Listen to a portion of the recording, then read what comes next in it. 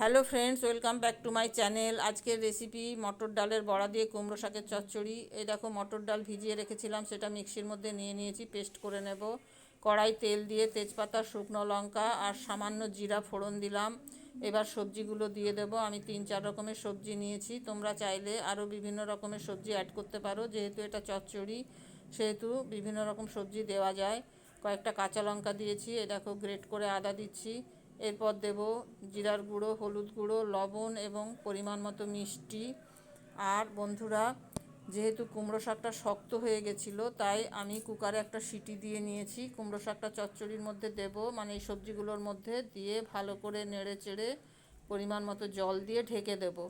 আর যে মটর ডাল পেস্ট করেছিলাম তার মধ্যে পরিমাণ মতো লবণ দিয়ে সেটা ভালো করে ফেটিয়ে নিয়ে পাশের ওভেনে একটা প্যান বসাবো। এই দেখো, প্যান বসিয়ে দিয়েছি, তার মধ্যে তেল দিয়ে এই দেখো ছোট ছোট বড়ার আকারে ভেজে নিয়েছি। এটা আমি দেখাতে পারিনি।